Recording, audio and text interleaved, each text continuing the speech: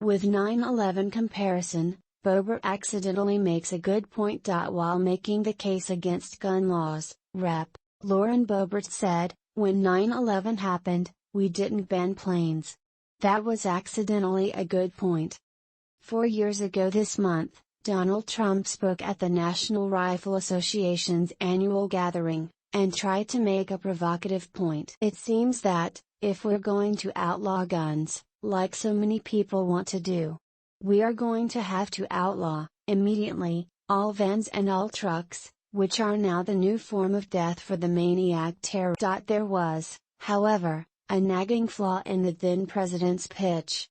As we discussed soon after, what the Republican didn't seem to realize was that vans and trucks have been heavily regulated. Indeed, van and truck drivers are required to have licenses and insurance. They're tested by the state before they can legally hit the road, and it's standard practice for government agencies to maintain extensive ownership and registration records, just as a matter. Whether Trump understood this or not, if the United States treated guns the same way the country treats vans and trucks, it would likely help prevent a lot of gun deaths. All of this came to mind after seeing Representative Lauren Boebert try to make a related comparison. The Daily Beast noted overnight: Representative Lauren Boebert, RCO, on Thursday scoffed at the idea of common-sense gun reform measures following the Texas elementary school shooting that was carried out by a teenager with a semi-automatic rifle he had. When 9/11 happened, we didn't ban planes, Boebert said Thursday night on Hannity. We secured the cockpit. By not thinking this through, the right-wing congresswoman accidentally stumbled onto a good point. After September 11, 2001, it's true that we did not ban airplanes. But we also didn't shrug our shoulders, say we can't legislate evil, and wait for the next terrorist attack. Instead, we temporarily grounded all flights. A series of security measures were immediately implemented in the interest of public safety, and more than 2 decades later, travelers still can't board an airplane without careful screening. In fact, travelers can't even buy a ticket without having their names go through a background check of sorts. Those who are included on watch lists are not allowed to fly. And really, this is just the start. The United States has an entire federal agency that's responsible for heavily regulating the airline industry, including how planes are built and made to ensure the public's safety, and creating rigorous standards for airports. What's more, when Americans want to fly, they have to show government-issued identification. When Americans want to become pilots, they have to go through extensive training before acquiring a government-issued license and operating an airplane. If buying guns were in any way similar to getting on an airplane in post-9/11 America, the number of people killed by gun violence would fall dramatically.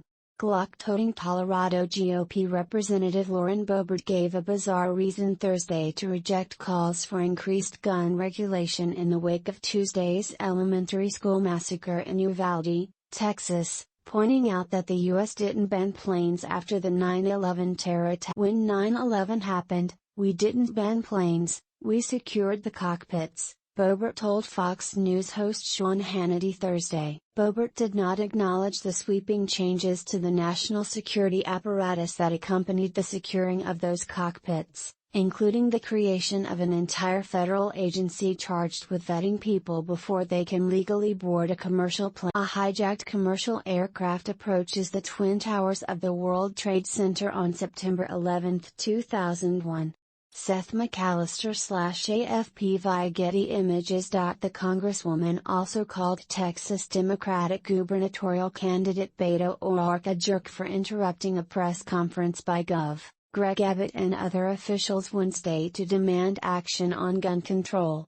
Beto acted like a total jerk and tried to use the deaths of these children as a prop to advance his political candidacy. Boebert has made a name for herself as a proponent of gun rights. The Republican, who before winning her office founded a firearm-themed restaurant in Rifle, Colorado, has vowed to show up to work armed and tussled with Capitol Police early last year after setting off a metal detector set up 6 Capitol riot. During an appearance on Fox News Thursday, Congresswoman Lauren Boebert, RCO, dismissed the idea of common-sense gun reform following the latest school shooting, when a teenager who legally purchased a semi-automatic rifle killed 19 students and 2 teachers. "My firearm is my equalizer," Boebert told Sean Hannity, before making what aviation experts say was a baffling analogy. "When 9/11 happened, we didn't ban planes. We secured the cockpits.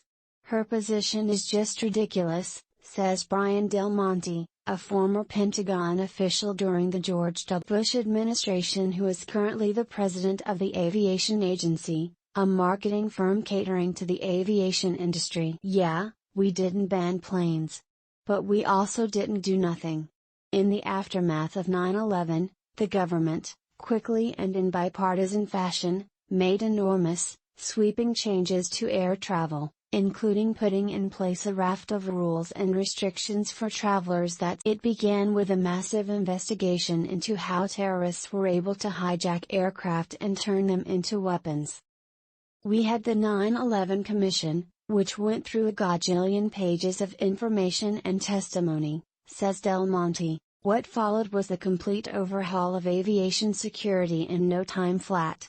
At the time, airport security was largely an outsourced function," says Del Monte. But less than 2 months after the attacks, President Bush signed the Aviation and Transportation Security Administration Act, which created the TSA, an agency that now employs more than 50,000 officers responsible for security at 440 federal ICE. Soon afterward, in December 2001, after shoe bomber Richard Reed attempted to ignite explosives hidden in his shoes on a flight from Paris to Miami, passengers were required to remove their footwear at airport security checkpoints. So in less than 3 months, air passengers had gone from being able to stroll through security a few minutes before a flight to having to produce a photo ID, remove their shoes and go through X-ray security screening before boarding airplane. Loved ones were no longer able to accompany passengers right to the gate to see them off. And following other terrorist attempts came more restrictions. In 2006, after a terrorist plot to detonate liquid explosives on at least 10 flights from the United Kingdom to the US and Canada, airline passengers were in for more restrictions, as the TSA banned all liquids, gels and aerosols from carry-on luggage. A month later, the rule was eased to create the 311 rule, limiting liquids and gels to containers no bigger than 3.4 ounces in a resealable 1-quart bag. This rule is still in place. In 2017, following an increased threat to aviation security, the TSA began requiring most travelers to remove laptops and other electronic devices larger than a cell phone from. Only passengers who have been pre-screened through TSA pre-check can skip this step. As Rep. Boebert may know, the main priority of TSA officers is to keep weapons or explosives from making their way on aircraft. Last year, the agency caught a record-breaking 5,972 firearms at airport checkpoints, the most ever, a 35% jump from the 4,432 guns found in 2019. Perhaps most alarming, more than 80% of the firearms seized at airport security checkpoints are loaded, according to TSA records. An airline passenger is permitted to travel with a firearm as long as it is unloaded and packed in checked baggage, separately from ammunition, in a locked hardback case and declared at the airline check-in counter. The airline will make sure it gets placed in the belly of the plane, a TSA spokesperson said. In addition, people who want to travel with their firearms need to know the gun laws in the jurisdictions they are flying to and from. Notably, laws prohibiting guns on planes have been in place for decades, since long before the TSA existed, and before the 9/11 terrorist attack in 2001. But 9/11 fundamentally changed air travel.